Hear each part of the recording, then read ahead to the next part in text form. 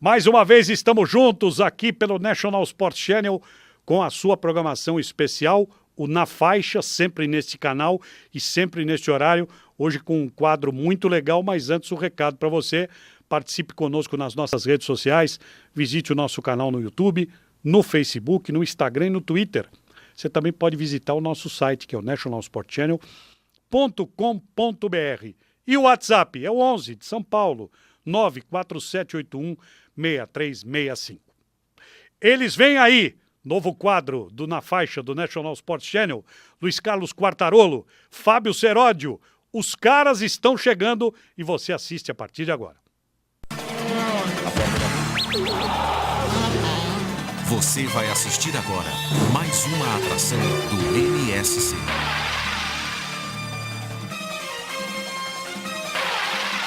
National Sports Channel. Isto é esporte.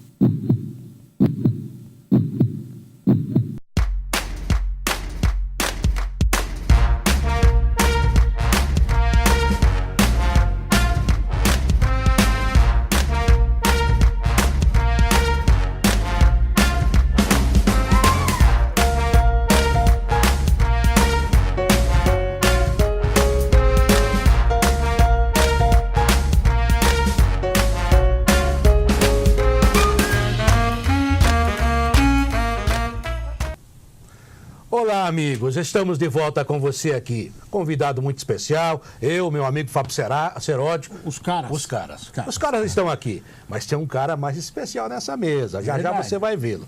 Olha, estamos na faixa com a National Sports Channel. Vamos acompanhar vocês com matérias especiais. Você já nos viu no primeiro programa com o grande Basílio e hoje um homem que eu vou falar para você. Internacional. Eu só vou dar uma dica para ele, que eu não falei com ele enquanto estava conversando, porque um amigo meu se atrasou um pouquinho, mas tudo bem. Seja bem-vindo. Obrigado. Tudo bem? Passou Quase pelo trânsito? Quase ninguém. Mas vamos ao nosso convidado. Olha, eu gosto muito do Brasil. Por quê? Porque eu moro no Brasil, eu nasci no Brasil.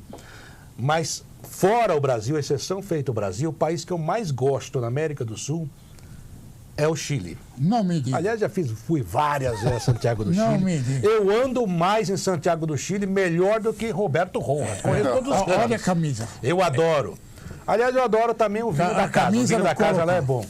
Olha que camisa. Apresenta logo o rapaz. Rapaz, eu já até falei o nome dele. Roberto Antônio Rojas Saavedra. É isso? É isso aí. Obrigado pela presença, hein? Muito obrigado por me convidar e conversar um pouco da história do futebol, das passagens do futebol, dos clubes onde eu fui bem acolhido. Assim que um abraço grande a todo mundo aí que está nos ouvindo e vendo através da televisão.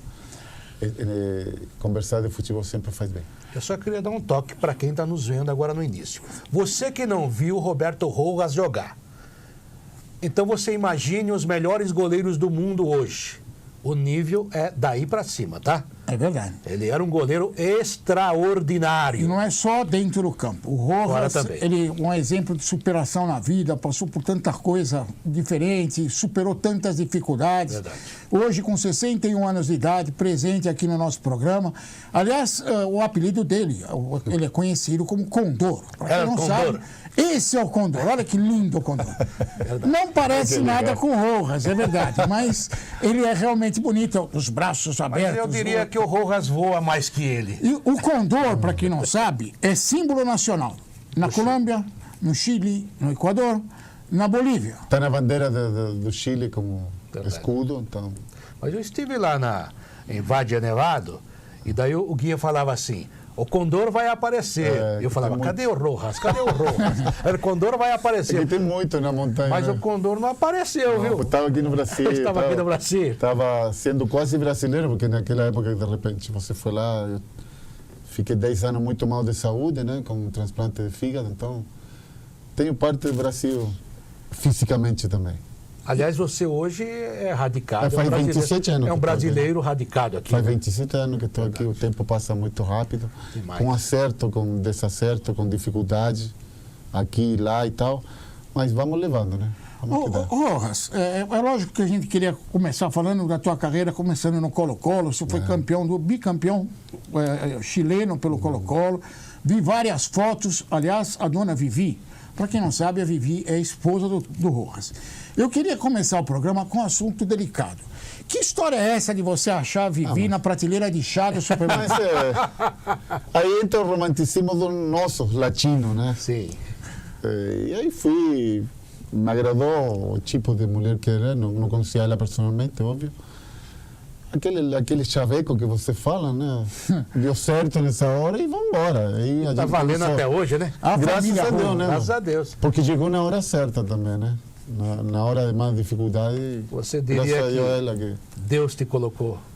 Colocou ela no caminho dela e ela no seu. Claro. E ela é publicitária. Ela tem suas duas profissões. Aliás, tem um aí, lindo vídeo que ela produziu falando sobre o Condor Rojas. A gente vai mostrando o vídeo ao longo do programa.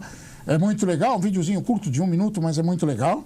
Eu queria que você falasse em primeiro lugar, Rojas, sobre a tua carreira no Chile, porque você é um dos mitos. Aqui você conheceu muito bem o Rogério Ceni, que virou mito no São Paulo. Você é o mito do futebol chileno na posição do Rogério Ceni. Eu queria que você falasse um pouquinho a respeito do Rojas. Olha que bonito. São fotos mostrando a trajetória de Condor Rojas. Primeiro com a camisa do Colo-Colo, ali no jogo da seleção com a camisa chilena. Eu queria que você falasse um pouquinho a respeito do Colo-Colo na sua vida. Bom, eu comecei num time de aviação, que era um time da Força Aérea, naquela época, anos 73, mais ou menos. E aí me formei como goleiro e anos 80, Colo-Colo me comprou esse time e aí fiz minha carreira a nível de um clube grande. Colo-Colo, mais ou menos, em comparação ao que é Corinthians, né? Um time popular, o mais popular do Chile. E me identifiquei muito com esse time, com Colo-Colo. Em 87 fui transferido para São Paulo, fui vendido para São Paulo e São Paulo fiquei 2 anos. A verdade é que se em comparação a outros grandes goleiros, a outros grandes jogadores que passaram a nível mundial por outros clubes, as fotos minha carreira foi no São Paulo. Foi em poucos clubes, mas em clubes que me acolheram muito bem e graças a Deus até o dia de hoje eu tenho só agradecimento a lo que eles me deram como pessoa e depois como jogador. Às vezes como jogador a gente não entrega todo o potencial que a gente gostaria, mas eles me reconheceram muito como pessoa e tanto assim que São Paulo, depois das dificuldades dentro do futebol que eu passei, São Paulo me trouxe de volta como preparador de goleiro. Então, agradecido sempre. Agora, viu, Rojas, é verdade. E aí a foto do Rojas. Aí está Bernardo, né? São Paulo. Miller, Traolé, Raí, Nelsinho, tá Adilson, Ivan. Time bom, hein? E tá aquele menino que faleceu, ponta esquerda lá, o Edivaldo, que faleceu no acidente de trânsito. Era muito bom jogador, né? Você sabe que o Ivan é o quarto zagueiro, né? Isso. Depois jogou no Atlético de Madrid. Isso, hoje ele é dono de uma operadora de automóvel lá em Orlando, tá riquíssimo. E o Lé era dono do Limeira, né? As laranjas lá. Até hoje, né? Agora me conta aí, é verdade. Concorrente do André Sanches, presidente do Corinthians, no suco de laranja. Verdade. Coisa que acontece fora do futebol que ninguém sabe. E ambos saíam bambeando por aí. Lê, gente boa demais. Né? Nessa época era o Gilmar, meu companheiro, né? Gilmar goleiro. Que levava tempo no São Paulo, né? Agora, é verdade que você nasceu, seu berço foi um campo de futebol? Eu nasci num campo de futebol, inclusive... para resumir a história, assim, dentro de um hospital onde meus pais trabalhavam, existia um campo de futebol. E nesse campo de futebol, meus pais, nós morávamos ali dentro, numa casa que administrávamos o campo de futebol. E todo fim de semana tinha atividade o dia todo, sábado e domingo, de clube de várzea. E eu me criei ali, nasci nesse hospital, vivia dentro desse campo de futebol, ou seja, minha vida foi durante 18, 19 anos dentro de um campo de futebol. Quer dizer, não tinha jeito de errar, né? Mas eu vim a jogar como goleiro com 12 para 13 anos. Mas por que goleiro? Porque jogava muito bem na linha, jogava muito bem basquete. Talvez por o fato de jogar basquete me facilitou depois de jogar no gol. A trabalhar com as mãos. Isso. Né? Mas eu sempre, nos intervalos dos joguinhos lá, eu ficava no gol, batendo pênalti e tal, brincando com os demais amigos lá. Jogava muito na rua também. Então, foi assim minha vida no esporte. Agora, eu era desses meninos que andava 10 quilômetros para ver, com 7, 8 anos, meu pai me levava ao estádio a pé, para ver o Santos, para ver os grandes times que iam de vez em quando para o Chile, né? Hoje você não precisa sair da sala para ver. Você quer me convencer que você viu Pelé jogando? Eu tinha 7 para 8 anos. Que o Santos jogava aqueles torneios de verão, lá onde jogava Santos, Colo-Colo, vinham grandes times da Europa. O Ringues, né? Mais fotos do Roberto Rojas. Então, o Congo. Meu pai me levava com essa idade a ver o Santos e eu veia, quando o Santos aparecia pelo túnel para jogar, eu falei, de onde que aparecem esses ET? Isso vem de outro planeta. Eu veia esse negão de 2 metros, tudo brilhante, uniforme branco. Era uma coisa impressionante para mim, né? E depois o futebol que eles mostravam lá, que o Santos fazia muita excursão a nível sul-americano e mundial. Então, era um time globalizado sempre já na época. Involucrado ao esporte. Eu sempre gostei muito desse esporte. Mas não surgiu aí a ideia de ver aqueles caras de branco e falar, bom, esses eu paro. Nada disso, né? Foi nada? Não. Aí, depois com 14 para 15 anos, fui a fazer um teste na aviação, time de primeira divisão. Foi tanto o medo que eu tinha. Não, acabou. Acabou no ano 80. Fechou as portas, porque era um time da Força Aérea. E ele não gostava muito. Eles sempre viram, as Forças Armadas sempre viam de muita imagem. E o clube de futebol não dava muita imagem, porque a gente mais perdia que ganhava. Então, para eles, como instituição, não era bom. Rojas, aproveitando que você conhece tudo do futebol chileno, como é o nome do índio que aparece no Colo-Colo foi um grande cacique araucano, né? Identificado na zona sul, que foi combatente da nossa independência muito lá atrás. Quando apareceram os espanhóis em nossa terra, esses índios eram os caciques que lutavam contra a independência do Chile. Aí a camisa, tu colocou. Eu estava Cláudio Bravo ali, o atual goleiro da seleção chilena. Foi uma homenagem que me fez o sindicato de jogadores, uma quinta-feira com uma temperatura horrível no inverno, foram quase 40 mil pessoas. Agora, se o Colo-Colo tem um índio, por que quando eu fui para o Chile, aí eu fui comprar a camisa de futebol e me dei de cara com um monte de bichinho. Aí um é tigre, o outro é leão, o outro é... Por que tigre? Não, mas colocou tigre não se identifica muito com Chile. Puseram a camisa do Colo-Colo no tigre, até hoje eu não entendi. Mas o que mais se vê é isso aí, o índio colocolino, né? Que é uma referência nacional e internacional. Por isso que é um time tão popular. Exatamente. Né? A seleção chilena na sua vida começou a pintar quando? Com 16 anos eu joguei na seleção chilena, juvenil. Eu com 15 para 16 anos joguei em primeira divisão. É uma história muito curta. Quando eu cheguei nesse time de aviação a fazer uma peneira, a fazer um teste, o técnico do profissional me falou assim, você vai jogar nos domingos no time juvenil, mas você vai treinar todo dia com o time profissional. Passaram 6 meses depois que eu cheguei lá, já era titular do time profissional com 16 para 17 anos. Então eu comecei cedo a jogar no time profissional. Porque ele me pôs como quarto goleiro juvenil e aí fui indo e atropelando, assim.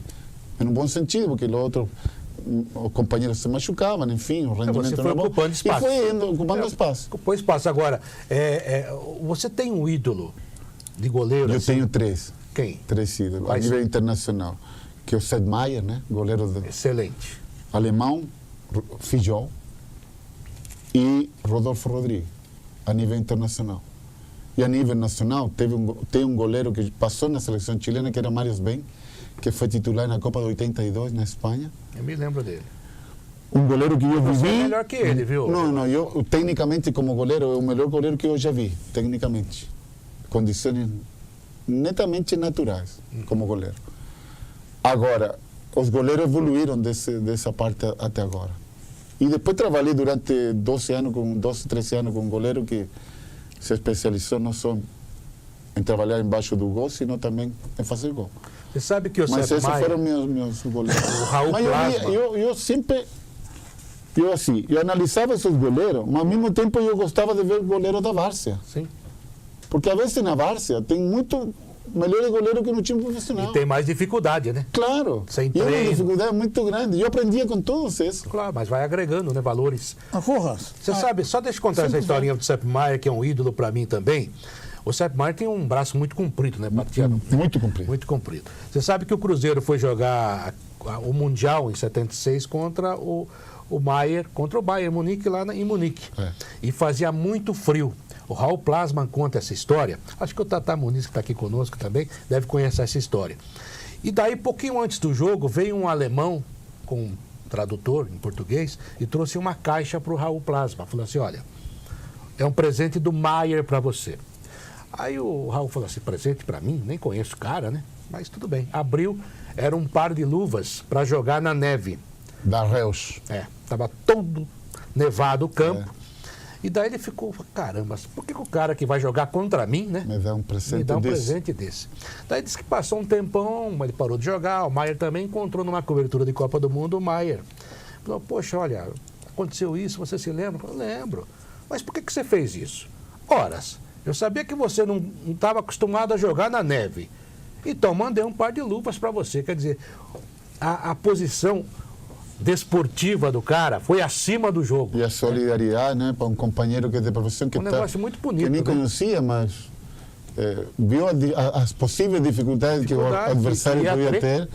E isso é muito legal. E o Raul muito disse que legal. ficou meio desconfiado. Meio brasileiro falou assim, põe, não põe a Olha, eu luva? tenho uma história com Goleiro brasileiro. eu tenho uma história com Peter Shilton, que é da seleção de Inglaterra. Um dia ótimo fomos goleiro. jogar em um jogo em Wembley. Eu sou comparado com o Peter Shilton, que era acima de 2 metros, eu grandão. Trocamos camisa. Minha camisa ele pôs aqui no pescoço. E quando eu botei a camisa dele, eu ficava de mini saia, pô. Grande até aqui. Falei, nossa, cara grandão. Mas são histórias legais. Falei assim, eu vou te dar, ele me falou, vou te dar essa camisa aqui. Quando eu pus a camisa, ficou aqui. Espírito esportivo, Quase de né? saia. Rojas, você conviveu por 14 anos com o Rogério Ceni. A grande juventude hoje tem o Rogério Ceni como um mito, como um ídolo. Eu vi grandes goleiros, vi você, vi o Leão, que eu acho que foi o melhor goleiro que eu vi jogar com a camisa da seleção brasileira. Vi outros grandes goleiros, mas, na tua opinião, o Rogério Ceni é mito? É pelo esforço, pela dedicação, pelo profissional que ele sempre foi. Né? O Rojas estava Porque como preparador de goleiro. ele trabalhou para ser ídolo, ele trabalhou para ser o melhor e ele se dedicou muito à sua profissão. Tanto assim que ele tinha uma percepção do futebol totalmente diferente como os goleiros normalmente têm. Falando assim, simplificando esse tipo de situação. Ele não era um goleiro normal dentro do futebol, era uma pessoa diferente dos demais. Por isso que ele chegou a conseguir tudo o que ele conseguiu em sua carreira. Você falou a respeito de envergadura. As condições naturais dele foram melhoradas porque ele quis ser melhorado. Não adianta ter uma pessoa que quer melhorar se o atleta não quiser melhorar. Mas ele sempre tirou o melhor das pessoas que podiam Sempre criar ajudar. algo mais. Exatamente. Né? Sempre queria. Chegava mais cedo, saía mais tarde. Todo mundo fala, Muricy, uma história, Muricy autorizou ele a bater falta. Porque Muricy era o chefe, era o técnico. Mas quem começou a trabalhar com o Rogério foi eu. Fui eu que depois de eu sentar normal, ficava 1h30 aí apitando e ele batendo 100 faltas por dia. Você percebeu já que ele podia ser um grande batedor de falta? E Muricy olhando de longe, como técnico, Claro, sempre observando, uma visão diferente. Aí ele fala assim, eu vou aproveitar esse cara para ele bater. E ele foi conseguindo o espaço dele. Você diria... Você falou de envergadura, falou do Sepp Maier, Sim. Por favor, abre os braços. Abre os braços. Eu tenho a mesma distância do meu braço que do meu corpo. Não cabe nem na televisão. Quanto que mede? Quanto 2 você mede? metros. 1,82. 1,82. 1,82? Meu, já mesmo pensou que um eu abraço sou desse doutor. cara? bicho? não, vale por 2. Você sabe que eu usava luva, não como a luva apertadinha que usam os goleiros hoje. Eu usava um pouquinho maior, porque esse centímetro a mais que você tinha, dava para tirar uma bola, de repente. É verdade. E me ajudava muito. Já pensou Porque eu Sidão não com sou um essa goleiro de mão grande. Eu tenho uma mão pequena. Verdade. A sua mão não é tão maior que a Porque minha. pequenininha, lá. Tá vendo? Eu já posso ser Mas goleiro, gente. eu usava luva grande, porque também você impressionava mais. As pessoas falavam, pô, o cara é enorme. Mas você falou uma coisa aí, o Rojas. E os goleiros não éramos tão grandes, sul-americanos, né? Não. Agora são Agora são acima do metro Agora é 90. jogador de basquete. Mas você falou uma coisa, antes da gente encerrar esse primeiro bloco, é que eu noto muito. Às vezes você olha para o campo, o jogador, por exemplo, você citou o Santos aí, você mesmo. Você, quando olha o cara uniformizado, ele parece que cresce. Eu olhava o Ademir da Guia e falava, nossa, o cara tem 2 metros. Claro. Chegava perto dele, ele não era tão alto assim. Quer dizer, o cara tem uma nobreza até no tamanho, né? Então isso também conta muito, viu? Muito, e principalmente quando a gente jogava com times da Europa, né? Que os caras fisicamente já eram melhores que os sul-americanos, mas os sul-americanos têm uma coisa que eles nunca vão ter. A condição natural que Deus dá a cada um de nós, que é a parte técnica. Eles nunca vão ter esse aprimoramento técnico. Eles têm tirado muito proveito nessa área técnica também, mas não são comparáveis com os jogadores brasileiros. Você está gostando? Você está gostando do papo? Fique conosco que a gente volta já com esse cara, Roberto Rojas. E com esse aqui que é o Fábio Ceródio. Até já.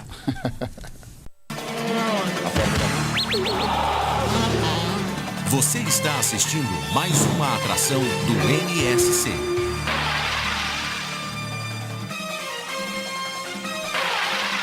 National Sports Channel. Isto é esporte.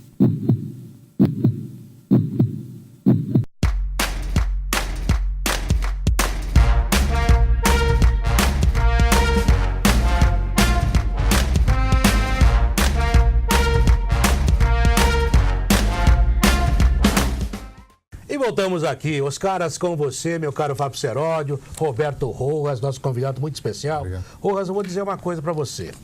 Eu tenho mais ligação com a sua história do que você possa imaginar. Primeiro que eu vi você jogando muitas vezes. Eu também vi. Sim, mas eu vi na beira do gramado, atrás do gol. Como tudo. Eu vi o Roberto Rojas fazer partidas mirabolantes, maravilhosas. Quando o São Paulo o contratou, eu estava na Rádio Record. E não foi furo de reportagem, não, mas eu estava no Morumbi no dia e recebi informação, contratamos Roberto Rojas, El Condor. Falei, nossa, para nós, olha, chegando Roberto Rojas. Eu lembro que o Osmar Santos estava no estúdio e falou assim, repita, por favor, chegou um goleiro, né? E tem essas coisas... Baita goleiro. O goleiro, chegou o goleiro. Aí, nas eliminatórias de 89, eu estava em Santiago do Chile no primeiro jogo. Lembra você? 1-1. 1-1. Teve o problema do Romário, você não o Ormenho. foi expulso, né? Foi expulso, Você antes de começar o jogo. E alguém agrediu o branco. Não, isso não. Depois foi expulso um jogador nosso também. É o Ormenho, Chile, né? E aí ficamos 10-10. Você não estava nos 4-0 na Copa América? Tava. Não, ele. É que ele está em tudo. Não, mas eu tava. Era uma loucura esse cara. Eu tinha uma certa credibilidade como repórter, os caras me escalavam. Tinha esse problema também. Nascimento de Jesus, ele Não, mas tá. deixa eu só completar, Ceródio. Eu lembro de 2 coisas daquele jogo. Primeiro, o gol do Aravena, né? E o Jesus Dias Palacios deu o gol lá, empatou, todo mundo reclamou. Lembro que jogaram uma tangerina, uma laranja, no Careca, que estava fazendo aquecimento. Isso. Ele botou a bola, a laranja no peito e começou. Daí ele foi aplaudido de pé pelo estádio. Ele era genial, né? Olha os jogadores que eu estou falando. O Careca estava no banco e o Romário, que tinha sido expulso, era o titular. Só isso o Brasil tinha. E daí veio o dia 3 de setembro de 1989. Eu estava no Maracanã. Tem muita história aquele jogo. E quando você voltou para o São Paulo, em 93, eu também estava com o São Paulo em Cádiz, no torneio Ramon de Carranza. Quando o Tele me trouxe como preparador de goleiro. Daí você voltou. Você também estava. Aliás, saímos de Parma para Cádiz. Eu, Otávio Muniz, Osmar Garrafa, toda a imprensa lá. E nós recebemos a informação, olha, o Roberto Rojas volta ao futebol. Dia 3 de setembro de 1989, gol do Careca no Maracanã, o jogo que não terminou. Esse jogo não acabou até hoje para você, Rojas? Não, acabou. Faz tempo já. Quando você assume seus próprios erros... Aliás, eu sempre elogiei você pela hombridade que você quando teve. você assume seus próprios erros, daí começa a outra história na tua vida. Porque com os erros, quando você assume, você começa a mudar, principalmente como pessoa. Porque isso te faz como pessoa mais forte para o que vem e você tem que enfrentar no futuro. Se eu, até o dia de hoje, não tivesse assumido meus próprios erros, com certeza a gente não estaria conversando agora. Estaria em outra área, de repente, consumido de repente em droga, em álcool, porque a consciência vai a todo quanto lugar onde você vai. Essa foto... E quem tem consciência do erro quem tem consciência do erro e não assume, você se consume no tempo. Mas eu não queria isso para a minha vida, porque eu sempre fui uma pessoa eu sempre lutei contra, em toda a minha vida, lutei contra o sistema do futebol, para melhorar as condições dos jogadores, tanto a nível de clube e de seleção. Sempre lutei pelas condições melhores para meus companheiros. E quando eu me consumi num erro próprio, óbvio que você tem um processo e fala assim, puxa vida, eu cometi esse erro, mas a luz vem de lá de cima e te fala assim, esse é o momento de você assumir para você começar a abrir novas portas de novo. Foi um processo difícil, familiar, pessoal, de muita dúvida que é o que vai acontecer no futuro, mas você tem que ter a consciência que o único jeito de sair do buraco é você olhar as coisas para frente e assumir seus próprios erros. Por isso que esse jogo acabou na hora que eu comecei a assumir toda a minha responsabilidade nesse sentido. Você sabe que eu saí do Maracanã 11 horas da noite aquele dia. Você falou toda hora do seu erro, mas me tira uma dúvida aqui. Há uma lenda de que esse erro foi programado. Não. O jogo, pelo menos, dizem que o Fernando Astorga, que era o capitão do time, Astengo, teria dito também, né? Que era para arrumar um jeito do jogo não acabar. Não. Primeiro, deixa eu te falar, o erro, por isso que as punições foram diferentes. O erro pessoal foi meu. Fui só eu, o autor e executor de um erro que me custou minha carreira profissional. Segundo, Fernando Astengo foi punido por ter retirado o time de campo como vice-capitão. Absurdo. E foi punido também. Orlando Aravena, que era o técnico, por incitar que Chile ia passar por cima do Brasil e criar todo um ambiente, também foi punido. Absurdo. Por isso que as punições foram diferentes. Se tivesse sido todo em conjunto, em harmonia, a punição teria que ter sido uma igual para todos. E o próprio Chile foi punido, já a punição era diferente, então a responsabilidade era diferente. Então já não era um conjunto de... Então, mas o Chile também ficou fora daquela Chile foi punido. Chile foi punido porque Chile tomou cartão amarelo já no primeiro jogo contra o Brasil lá. Que lá também teve problema, principalmente com a polícia, né? O time brasileiro teve problema com a polícia e tal. Já aí tinha cartão amarelo, porque Chile já estava advertido que qualquer situação extracampo, Chile ia ser punido no futuro. Porque o sistema estava feito assim. E quem estava vivendo a situação éramos nós. Nós tínhamos um sistema corrupto da FIFA naquela época, que foi Naquela época? Não, daquelas épocas que foi descoberto agora, né? Mas não quer dizer que esse sistema corrupto já acabou. Ainda grande parte disso funciona ainda. E isso o futebol tem que ter muito cuidado. Quem estava lá dentro sabíamos que era assim. Não tínhamos apoio de nossos próprios diretores da federação, porque também estavam envolvidos em coisas financeiras, em coisas, etc., que todo mundo já sabe como foram as coisas. E quando você quer lutar contra o sistema e que não é a melhor forma de lutar, de mostrar que eles estão errados, você acaba com os excessos personais que te custam tua profissão, que foi o meu caso. Ou seja, eu não cometi esse erro por uma situação melhor financeira, como muitos falaram naquela época. Verdade. Eu não cometi esse erro por uma vaidade própria, não. Eu quis demonstrar que eles estavam errados. Mas a corrupção não se combate desse jeito, erro por erro. Eu acho que esse foi meu erro pessoal, que já, graças a Deus, eu superei. Então, esse assunto para mim não tem problema de conversar, porque eu cresci com tudo isso. Cresci como pessoa, como pai de família, como homem, como meu relacionamento com meus verdadeiros amigos, que foram muito poucos, cresci muito.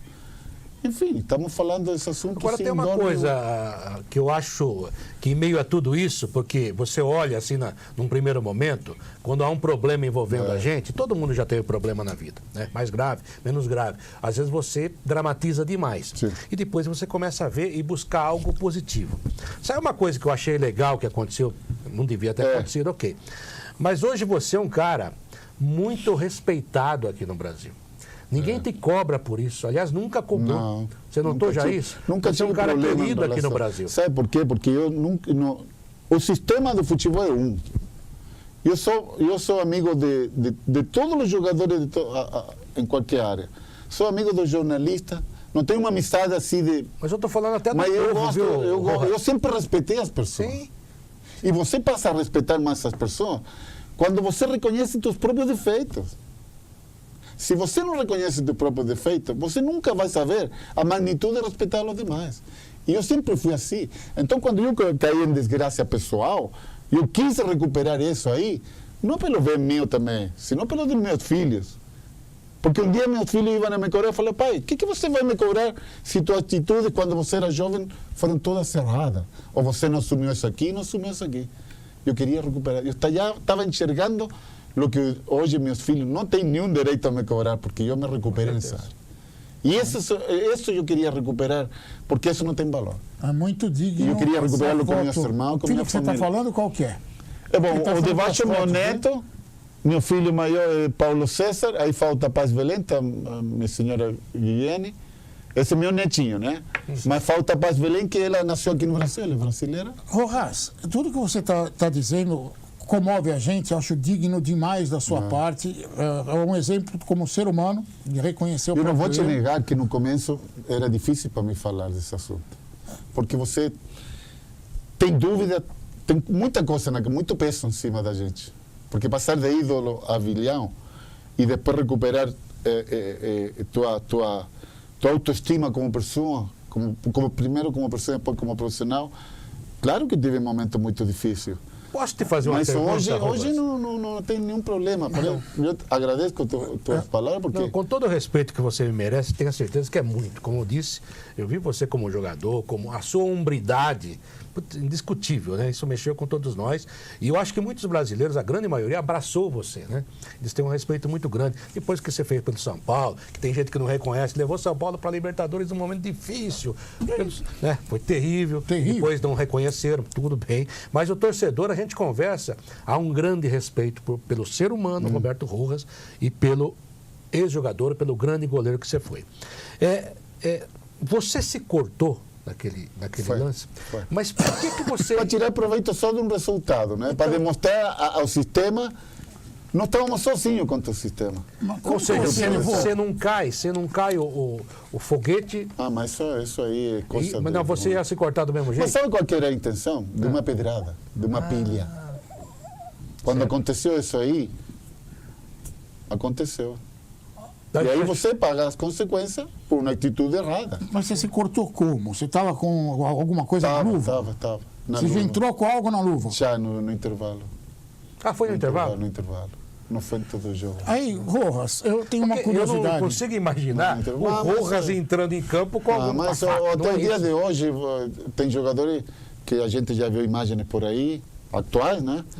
Que teve um menino que entrou com uma agulha. Bilardo fazia isso. Bilardo fazia isso? Entrava com a agulha, é verdade. Mas eu não consigo imaginar isso do Rojas. Não, mas essas são as grandes estupidezes que o ser humano comete, excesso. Se o excesso em cada área das pessoas te leva na dificuldade primeiro pessoal e profissional, porque isso te traz consequências. Erro por erro, você não tem que demonstrar que... tudo aconteceu. Não vai dar certo. Não vai. Nunca. Por mais que você tivesse projetado alguma coisa, tudo aconteceu de forma inusitada. Sabe qual era a intenção nossa? Era tirar o Brasil para um terceiro jogo. Porque nós sabíamos, no fundo, que era muito difícil ganhar do Brasil. Principalmente no Maracanã, né? Porque o Brasil já tinha tido outra eliminatória que foi mais difícil para o Brasil, que tinha sido contra o Paraguai, me parece. Sim. E era muito difícil. Mas eu queria que você falasse... A eliminatória, em geral, foi complicadíssima. Que não era como agora, que é todos contra todos. Que o Brasil podia ter ficado de fora por diferença de gol. Sim. Se Chile tivesse ganho do Brasil lá 1-0, vai. Sim. E a diferença ia ser quem fazia mais gol na Venezuela. Que era um time muito mais fraco que hoje. E o Brasil fez 4 ou 5 na Venezuela. Nós fizemos 6 lá. E nós saímos... a FIFA nos tirou de Santiago para jogar em Mendoza contra a Venezuela. Então, aí já começou... Aí a FIFA começou a falar, peraí, e se o Brasil ficar fora por diferença de gol? Porque podia acontecer. E aí a FIFA começou a mexer as coisas, os juízes foram mexidos também. Enfim, aconteceram muitas coisas em toda essa eliminatória. Eu tenho uma curiosidade a respeito ainda do fato. Para quem não lembra, uma senhora, uma moça, na época, conhecida como Fogueteira, está aí a foto da Rosemary, né? É Rosineri. Ela né? já é falecida, soltou um fogo de artifício, um sinalizador naval que caiu perto do Rojas e deu uma grande confusão. Quando você soube da história dela, você se revoltou, porque até certo ponto ela apareceu em cima do momento muito triste. E até posou nua, né? Até posou, ganhou dinheiro. Ela tirou muito proveito dessa situação, mas eu acho Foi a assim... que mais ganhou naquela época. Mas não sei, a gente tem essas dúvidas, porque onde você tem 200, quanto havia? 150 mil pessoas, porque o Maracanã ainda não tinha sido... Tinha É mais de 100 difícil mil você pessoas. achar uma pessoa entre tanta gente, é muito difícil. E bonitinha ainda por cima. Não, é muito difícil. Olha, eu conversei com uma pessoa da Comissão Técnica do Brasil. O que essa pessoa me falou, que essa pessoa foi... Botaram essa mulher ali. Nunca acharam uma pessoa que jogou esse sinalizador. Botaram essa moça, porque nunca foi essa moça também.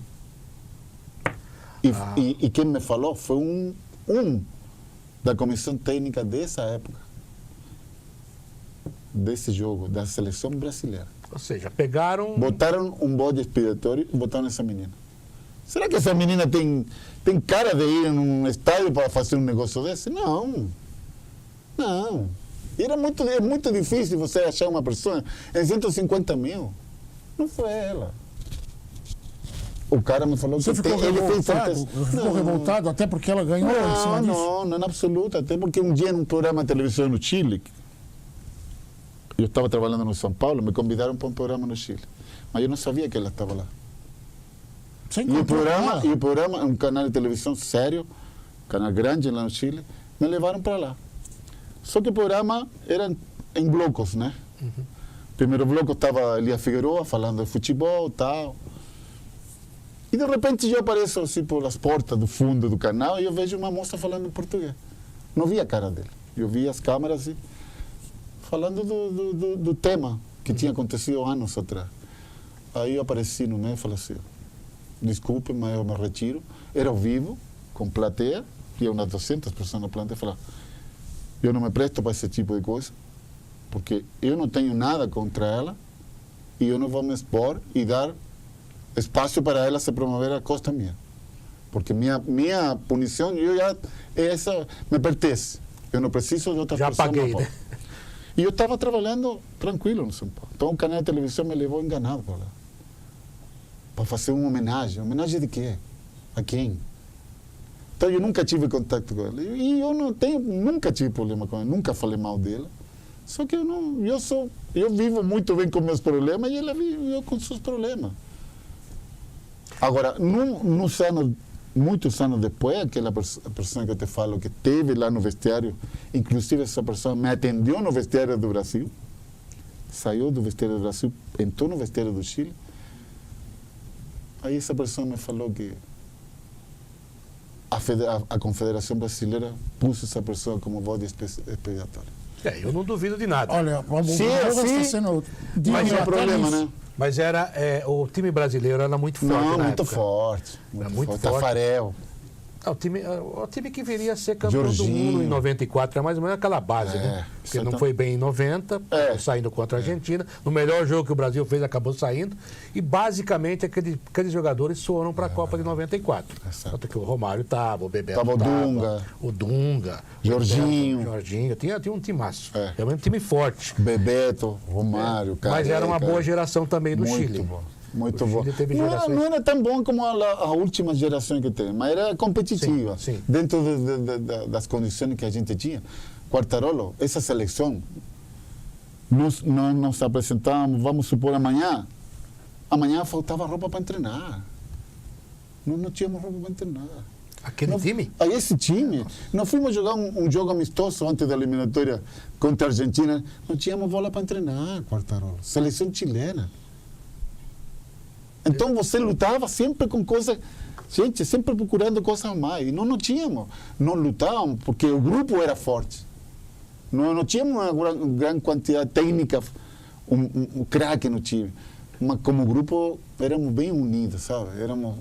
Gostávamos um do outro. Eu gostava Que do não levou esse goleiro. tipo de situação. Eu gostava do goleiro e do Aravena. Canhotinho era muito bom Rodolfo jogador. Rodrigues, que lhe diga, porque ele fez Rodolfo Rodrigues numa eliminatória. Eu já tomou um gol. gostava do Rojas antes, com tanta dignidade, e gosto mais ainda. É claro. Já já a gente E tem mais volta. coisa legal pra Opa, contar. aliás, vamos falar de coisa boa, né? Pelo amor de Deus, chega, né? Esse assunto acabou, esse jogo acabou aqui. Chega. A gente volta já já, daqui a pouco mais um bloco com esses caras. Aqui Os o Fábio ca- Cerotti, aqui o nosso grande Rodolfo Rodrigues. Rodolfo Rodrigues não. Bom, mas Roberto tudo bem, Rojas. tudo bem. Mas se Depois quiser- melhor, pô. É que ele falou Ele tá Rodolfo precisando Rodrigues, ficou na minha limpar o cabeça. Tudo bem, pô. Também, olha, você gostava do Rodolfo? Muito bom. do cara! Roberto Rojas, o burro. Esse aqui, esse é o cara.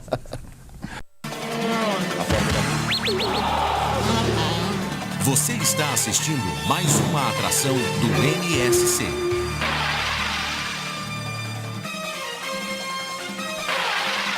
National Sports Channel. Isto é esporte.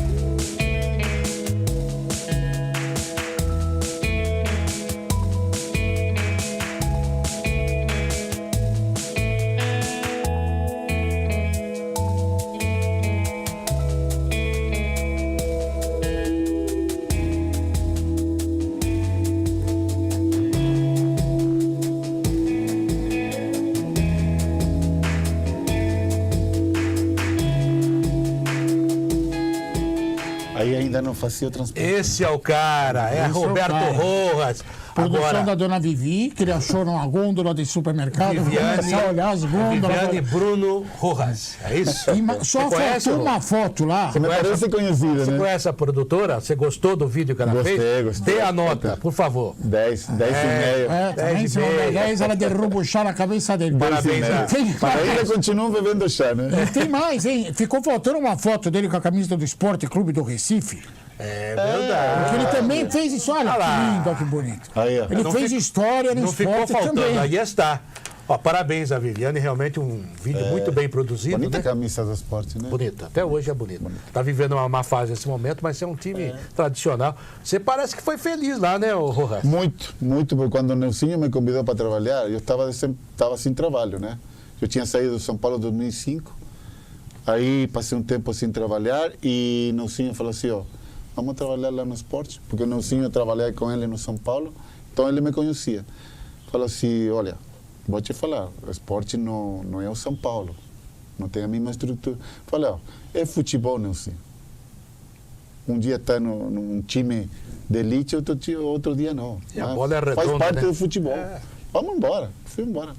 Mas E fiz um belo trabalho. Vocês foram campeões da Copa do Brasil Fomos 2 vezes campeão pernambucano e campeão da Copa do Brasil. contra o Corinthians de um amigo nosso que estava reclamando Mas agora, sabe o que até acontece, hoje. Quartão? Não foi por casualidade. Nós eliminamos o Internacional, Palmeiras e Vasco nos pênaltis, Teve né? goleada, foi contra o Palmeiras. Palmeiras 4-1. que pancada, Foi hein? difícil. Não, e mereceu. Não, e chegamos em todo sentido, quando você vê um grupo que de repente não tem muita qualidade técnica, mas tem uma entrega total, física e de tudo o que o Neuzinho entregava para eles, na parte tática. Vamos embora. gente. Magrão jogando muito. E uma torcida maravilhosa. Vocês sabem como, Sim. como vivem no Você futebol. sabe que eu fiz no os dois Nordeste, jogos né? aqui no Morumbi, lá e o Seródio também. Aqui, imagina. Mas aqui aquele golzinho do Carlinhos Bala, o meu amigo Tata Muniz não esquece disso, porque o Carlinhos Bala acabou de fazer o jogo. acabou de fazer o gol e falou para toda a imprensa de São Paulo: nós vamos ser campeão com esse gol. E a gente tá louco, 3-1 foi 3-1. Você sabe que nós voltamos para o vestiário nesse jogo e parece que tínhamos ganho o jogo. É verdade, o Corinthians Tínhamos perdido 3-1. Eu trabalhava no Corinthians, você não tem nem ideia o que aconteceu do outro lado. Olha, foram rolos de papel higiênico que precisaram usar. Mas tudo bem, isso acontece. Mas parabéns, foi uma grande campanha. Porque o Neuzinho, o grande trabalho foi em conjunto, sabe? Uma coisa... Você é bom treinador, né? Eu nunca tinha vivido nem no São Paulo isso aí. E com todos os técnicos que eu trabalhei no São Paulo, nunca vi um time tão assim, junto, como time. E isso deu resultado e era um time espetacular, né? Nelson Batista, como técnico do Corinthians em 90, trabalhava no Corinthians, parecia a Dona Pata andando e os patinhos tudo andando atrás assim. É muito parecido, né? Exatamente. Que o São Paulo de 90, que perdeu para o Corinthians, era superior ao Corinthians. Nessa época eu lembro que outra televisão bem conceituada no meio foi fazer uma matéria lá antes dessa final. Não tem problema. A Globo. Foi fazer uma matéria da estrutura do Corinthians. Conheço. Tinha feito uma matéria com a estrutura do Corinthians que não era aquelas coisas que tem hoje, mas era melhor que a do esporte. O Nelson falou: vocês querem ver a estrutura do esporte? Pô, o vestiário todo alagado. Chovia, o túnel do esporte de água até aqui, pô. Nós tínhamos que entrar pela porta onde entrava a polícia para o campo. Não, eu não posso te mostrar a estrutura do esporte, porque não temos. Não tínhamos nada. Mas nós íamos numa academia que era meia boca, aí nós trabalhávamos. Eu fui fazer a final do Campeonato Pernambucano. E ele não autorizou, Matheus, olha, não posso mostrar isso não. Pô. Eu fui fazer a final do Campeonato Pernambucano em 2002, né, na Copa do Mundo, que foi entre Náutico e Santa Cruz, o técnico, o Tubarão, que jogou no Palmeiras, jogava no Náutico, o Muriceiro, o técnico. Quando o time do Náutico chegou, quando o time do Náutico chegou no ônibus, que eu olhei o ônibus, falei assim, erraram o caminho, o ônibus é torcida, não, era o time chegando. Mas isso é legal, que mostra a superação. Aliás, eu tenho uma... outra realidade do futebol. O futebol faz parte do futebol. Faz parte. Mas por que você não quis ser treinador? Não, eu nunca... Primeiro que eu nunca teria tido saco para aguentar vaidade de jogador. Mas você porque eu, como jogador, não fui vaidoso. Nunca fui vaidoso. Sempre fui solidário, sempre me entreguei pela camisa que eu defendia. Mas depois de você ser um jogador ativo, fala assim, eu quero ter tranquilidade. A ver, qual que é a tranquilidade que me dá o futebol depois de jogador? Técnico de goleiro. Eu já pensava ser técnico de goleiro antes de sair do futebol como jogador. E aí passou um tempo, né? De muita incerteza ainda, e vim trabalhar na televisão, no rádio nessa época, quando de repente um dia para outro São Paulo vai jogar em Santiago e Tele me manda buscar, por intermédio de Severino Vasconcelos, um jogador que jogou no Palmeiras, que era do Internacional, né? Aí o Tele quer falar com você, falei, tá bom. Aí fui almoçar com ele, estava o comandante Rolim, que era da TAM, o Fernando Casal do Rei e Márcio Aranha. Amanhã você volta para São Paulo. Eu falei, o senhor Tele, eu não sei nada. Não, você faz o curso de técnico e você vai trabalhar os goleiros. Eu falei, tá bom. E você não tinha trabalhado com o Tele? Não tínhamos jogado contra, né, a nível de seleção, mas não tinha trabalhado, não. Mas sabe, uma coisa se fala assim, você vai porque você merece. E São Paulo está te abrindo as portas para você voltar a trabalhar. Porque você tem que trabalhar. E você pode entregar muito para nossos jogadores jovens. E aí voltei para São Paulo, numa semana já estava no São Paulo. Sabe uma coisa que eu vou te contar? Que eu fiquei sabendo aqui, é claro, mas agora ele vai contar para a gente aqui. Só faltou ele falar assim, eu estava lá cara, também, não. Aí eu me mato. Mas aí, infelizmente, eu estive em muitos lugares. Aliás, infelizmente não, felizmente. Infelizmente também estive. Quando o cara abriu o mar, você também estava lá? Quase. Foi um pouquinho depois. Olha, Rojas, quando você chegou no Brasil... Você estava me contando, você nunca tinha tido um treinador de goleiros? Quando cheguei como jogador, nunca. Porque o que nós sabíamos nos países sul-americanos, Uruguai, Argentina, os primeiros que tiveram preparados de goleiros foram os brasileiros. Que isso começou com Valdir de Moraes, trabalhando nos clubes, que chegou a nível de seleção. Mas nós, em Sudamérica, não tínhamos essa preparação de goleiro. Tanto assim que se você pergunta para Rodolfo Rodrigues, a mesma coisa. Então, a gente se fez de forma artesanal como goleiro. E trabalhamos como goleiro como o grupo trabalhava. Não havia nada específico. Não, nada específico. Hoje tem até pedicure, pô. Hoje tem até cabeleireiro, gente. Dentista. E você evoluiu com o treinador de goleiros? Evoluí, mas eu tive dificuldade em me adaptar. Porque eu quis entrar no nível do Gilmar quando eu cheguei aqui. E eu não tinha essa condição física de aguentar o treino que... Então, um dia o preparador de goleiro falou assim, porque eu cheguei nele e falei, professor, eu perdi velocidade, perdi flexibilidade e agilidade, que eram minhas condições porque o São Paulo tinha me contratado. Ele falou assim, o Gilberto, né? Falou assim, que era o preparador de goleiro na época, falou assim, não, você tem que fazer o mesmo trabalho que você fazia lá no Chile. Por isso você foi contratado, não por lo que nós queremos, esse trabalho que nós fazemos aqui. Aí eu comecei a perceber que eu tinha que mudar meus treinamentos. Em vez de fazer 10 abdominais, tinha que fazer 5, porque eu não estava, meu corpo fisicamente não estava adaptado como outros goleiros brasileiros. Correto. E não tínhamos preparo de goleiro. Eu vinha ter aqui com 28 anos, muito tarde. Você falou do Tele, eu até achei muito legal a história. Eu fico em pé e tiro o chapéu quando falo do Tele, porque... Mas aí que tá, dentro o que do ele próprio faz como São pessoa Paulo, comigo, mas dentro do não tem próprio preço. São Paulo nem todos foram assim com você. não tem preço. Como, por exemplo, o Cuca. O Cuca não Olha, foi eu tive uma relação corta com o Cuca. Eu nunca tive no São Paulo, nunca quis ser técnico. Você me falou se eu queria ser técnico. Nunca almejei ser técnico em São Paulo. Eu fui técnico em São Paulo de forma interina, quando mandaram embora Oswaldo de Oliveira. E eu aceitei o cargo de técnico em São Paulo porque eu tinha uma dívida muito grande com São Paulo. Para ajudar sempre o time. vou ter com São Paulo. Para ajudar Porque o time. São Paulo, a instituição, estava passando um momento difícil. Aí quando o Marcelo Portugal Gouveia me chama um dia sábado, falou, Roja, quero conversar com você. Demiti Oswaldo, antes de um jogo contra o Atlético Mineiro no Morumbi. Foi. Demiti Oswaldo e amanhã você dirige o time. E comecei a suar, assim, gelado. Falei, presidente, até falei uma grosseria, falei, presidente, não faz besteira. Demita Oswaldo, se quiser, demita na segunda-feira, amanhã temos jogo. Não, você vai dirigir o time amanhã. E vai dirigir até achar um técnico. Falei, tá bom. Só que aí começou a passar os dias, nós ganhávamos, empatávamos, perdíamos, mas ganhamos e empatávamos que perdíamos.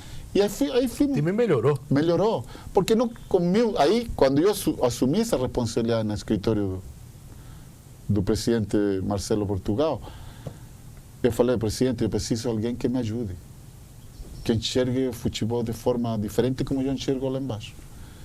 Aí começamos a ver nomes. Estava o Toninho, né? Você lembra o Toninho que foi goleiro do São Paulo? Sim, lembro agora. Estava no juvenil do Toinho. Toinho. Estava no São Paulo, Pernambucano só também. que eu não sabia que ele tinha saído uma semana antes do São Paulo. Eu queria ele. Aí eu olhei para a parte profissional e estava o Milton. Milton não era nem ajudante, não era ajudante, era olheiro.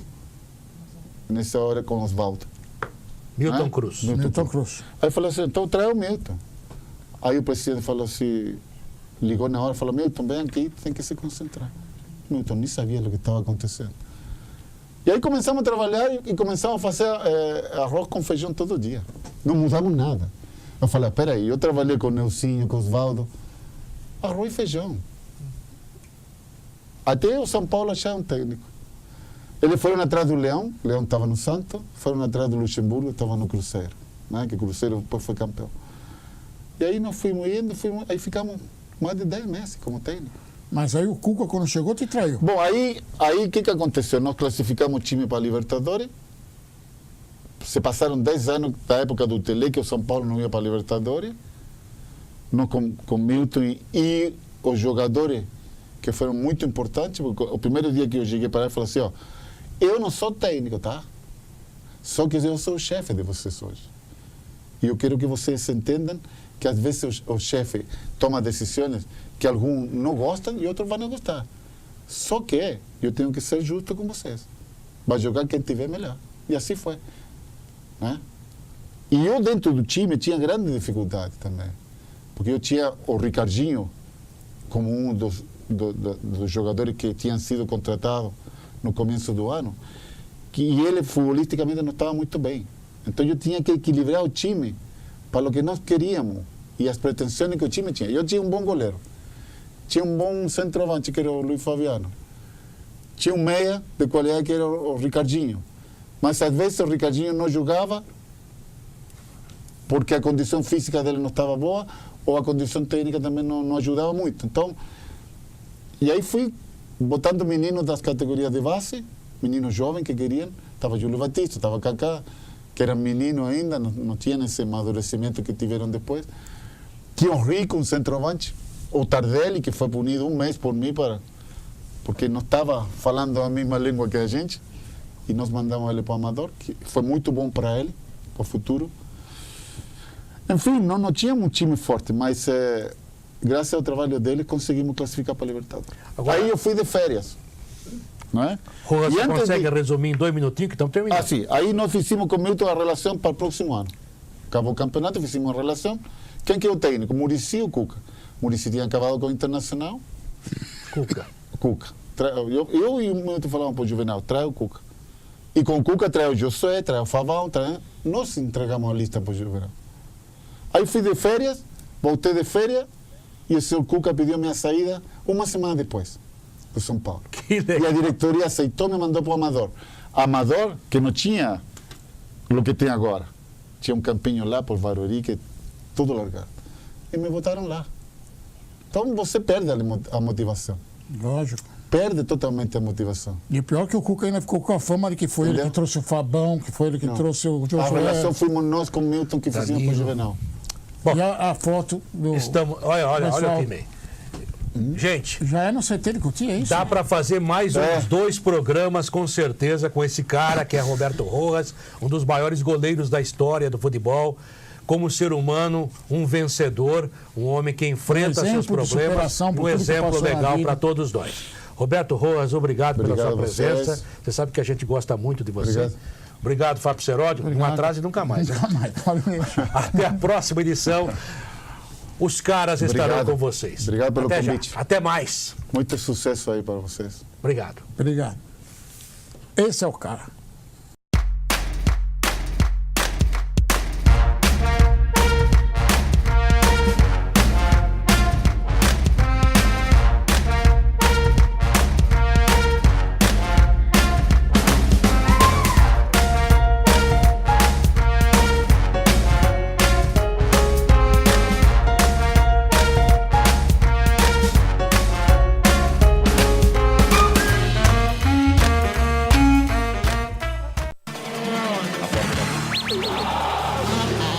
Você acabou de assistir mais uma atração do NSC.